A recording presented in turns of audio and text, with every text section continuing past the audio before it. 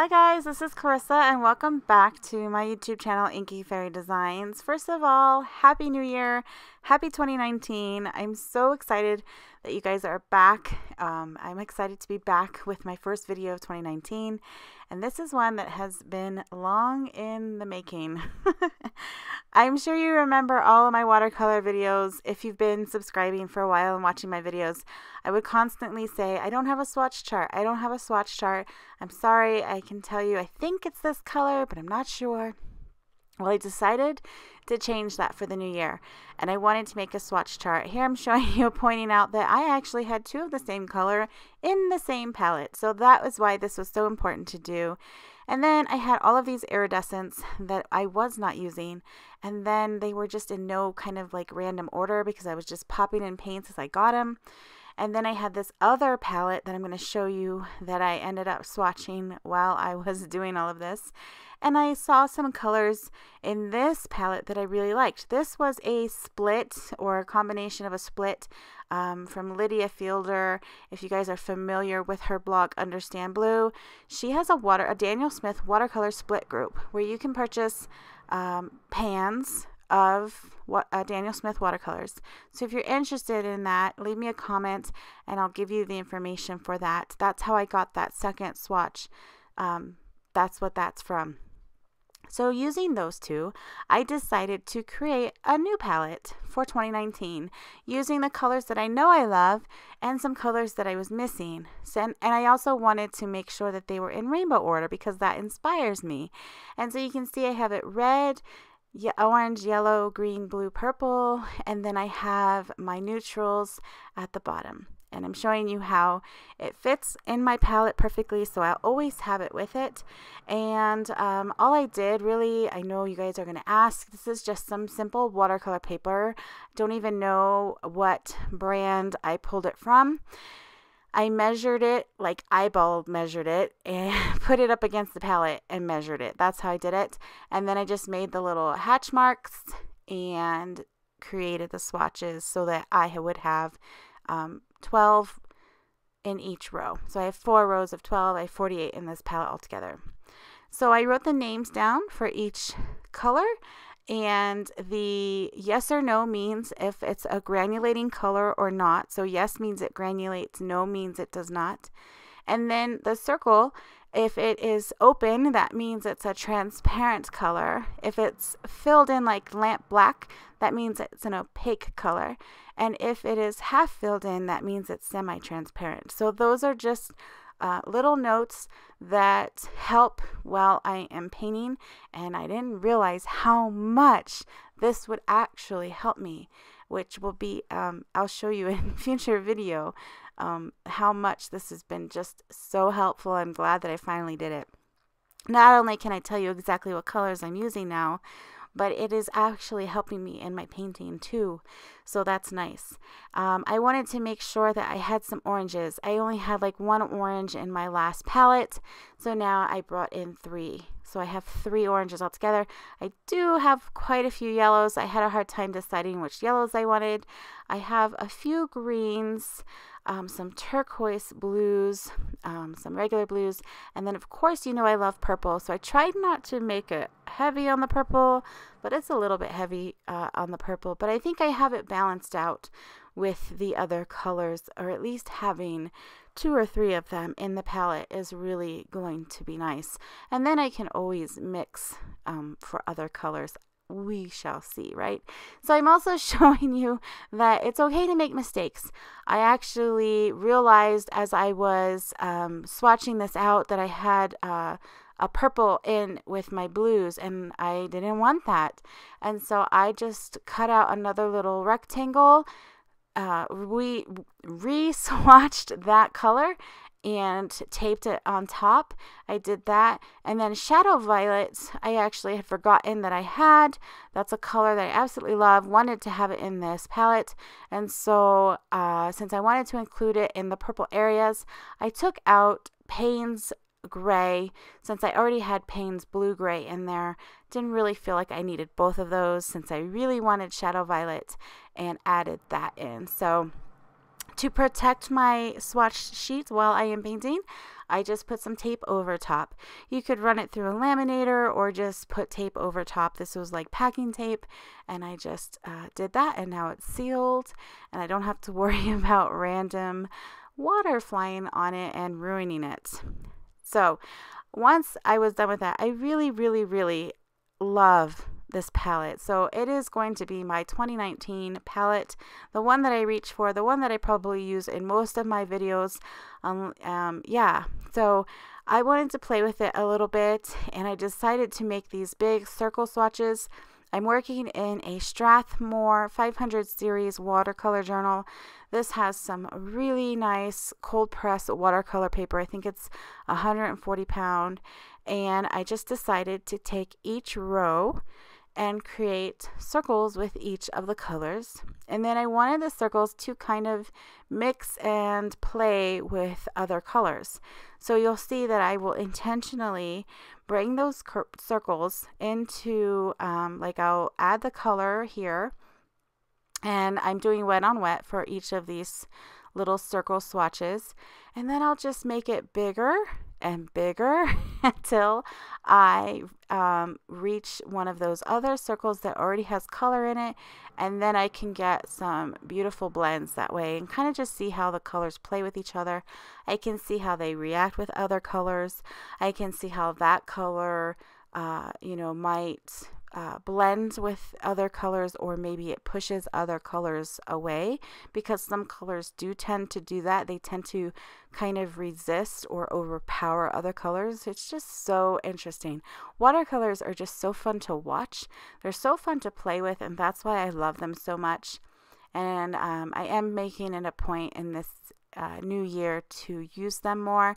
That's one reason I wanted to kind of finally make a swatch chart, and I wasn't intending to make this kind of super palette, but I'm really glad that I did, because it's really nicely balanced now. I have all of the colors in the rainbow for me, in this 48 palette, and I have colors that inspire me. I have lots of teals and lots of purples, and then I have the reds and the yellows to balance that out. So I'm really happy. And so I'm just showing you how I put these colors in. So I'm working on my third row here. So the first color that you see is the Fuchsite Genuine. I have a few genuine colors. These are from the Daniel Smith Primatech collection. They are made from semi-precious stones. They have a bit of a sparkle to them, and I absolutely love them. So you will see that there are a few of them in this palette. Then I went to Cerulean Blue Chrome. I don't know. I have some of these that are like abbreviated. So Cerulean Blue Chrome, which is a new color that I didn't have in my palette before. And then Prussian blue, which is just like a staple, beautiful blue. Pithalo blue, red shade. I wish I had the blue shade, but I have the red shade. And then Kyanite Genuine, that is another Primatech. And then the Lunar blue, so pretty. Suglite Genuine. See, I told you I had lots of genuines, especially in this row. And then Ultramarine red and Ultramarine violet. Those are the two purples just before the bottom row, which I just swatched out. Moonglow, which Moonglow is the color that began the Daniel Smith love for me. So that had to be in this palette. So then here you can see all of the colors completely dry. And you can just see how they react. You can see how they have moved into each other, how they kind of pushed some colors away. You can see the granulation really well when you have these really large swatch areas. The small swatch for my palette, that's great to see the color quickly, but to see the actual granulating properties, doing something like this is just really fun to do, because you get to see that and you get to experience what are the other colors that are going to kind of pop up or pop out when this dries, or when it blends with something else. So I loved that so much. I had to go back and do it with my reds, and that's my first row. And then the last row. So that's what you're going to see here. And I wanted to slow it down a bit for you, like I did in the beginning earlier, and just kind of show you how it works. So I do those wet little circles. So I'm doing wet on wet. And this is one, I love wet on wet, first of all. And it's just, I wanted them to have that really wet quality so that when I pushed like another color next to it, it would just, you know, run into it, bleed into it. So here you can see this is Lunar Red Rock. It's a granulating color and it's semi-transparent, and you can see it already starting to granulate, and you could see how it really kind of just like ran across that water when I first started laying it down. This is Potter's Pink.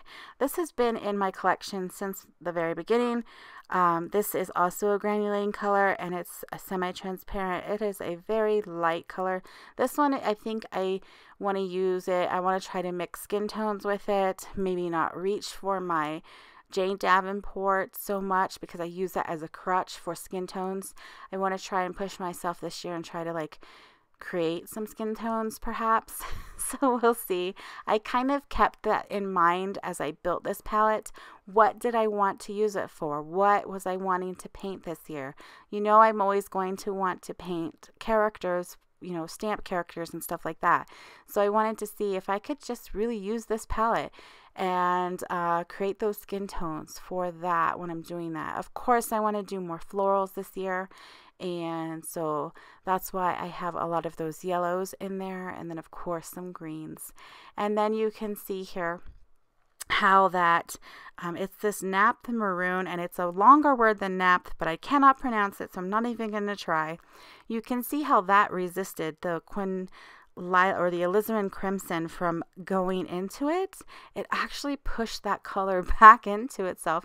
So that's what I'm talking about. Like as you play around with these watercolors, whether it's Daniel Smith or whatever you have in your collection, I encourage you to try and do something like this, because you'll really be able to see how they interact and play on their own as well as with other colors. Now you could go into like so much more theory and exercises with mixing colors and all of that, and you know that might happen down the road, but for me this was just, I was so excited to have this palette. It inspired me so much. I really just wanted to do something that was not that I didn't have any expectations about. I was just playing with the colors, seeing what they did, and I wasn't trying to paint anything, you know, that, you know, was like a flower or something that I had expectations how it would look. Anybody can paint circles, and this is just a great way to kind of use this palette and get it down on some paper because I wanted to. So here is the next page, the next two lines, I guess you could say, of swatches that are completely dry. That color right there is Rose of Ultramarine, and it is absolutely gorgeous. That is definitely a granulating color, as you can tell. And then here we go into like my rest of my purples and my neutrals. And I love this Van Dyke Brown. That is actually the only iridescent I have. This is not Van Dyke Brown I'm talking about, but I do have one iridescent that I kept in my palette. And then I did swatch out the Chinese White. And the only reason I did, because you can't see it on the paper, but you can see what it does with other colors. You can see what it did to that Van Dyke Brown above it, and then the lamp black below it. It really resists, it really pushes those colors away, and that's why I wanted to include a white in my palette. Some people might be like, why do you have white? Well, that's why. You can create really cool landscape, you know, textures, kind of stuff like that.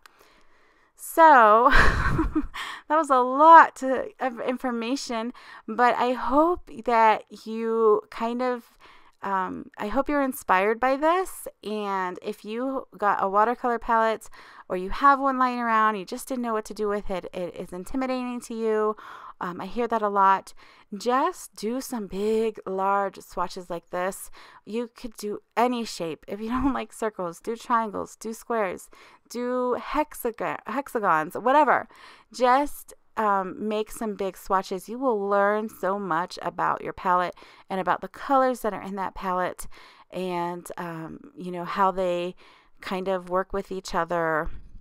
If you have non-granulating watercolors, then, you know, you'll get some really pretty solid, you know, smooth swatches rather than some of the very textured and mixes of colors that I have here with these Daniel Smith watercolors. So it's really cool to see them next to each other because you can see the non-granulating, you can see the granulating, and yeah. So this is the brush that I use for all of my circles. It's an Escoda 12 round brush. It's a new brush in my collection, and it's really nice. I loved it for doing those circles. And then for my palette, I used this silver black velvet brush. It's a 1/4 inch flat wash brush, and it was perfect for these little rectangles that I had. I could take a really nice concentrate color and put it on one side, rinse off my brush, and then put it on the other side and kind of get that gradient look that I really wanted for my swatch. You know, it's not necessary, and some of the colors are very pigmented that I don't have a very gradient look to it, but some of them it's nice to just see how light they can get, or you know, how dark they can get depending on how much water you add. But it's not necessary, because really the swatch chart for your palettes are just a quick reference to see what color you want to use in the painting that you're doing. So thank you guys again for watching this video. I hope you enjoyed it. If you did, please give me a thumbs up and share this video with any of your watercolor loving friends. And I'm excited to be in a new year. I have ideas for videos, and just really want to continue bringing them to you this year, probably one a week. That's my goal. And yeah, I'm excited. There'll still be mixed media, there'll still be watercolor. And until my next video, stay inspired, be creative, and share that with others. Bye.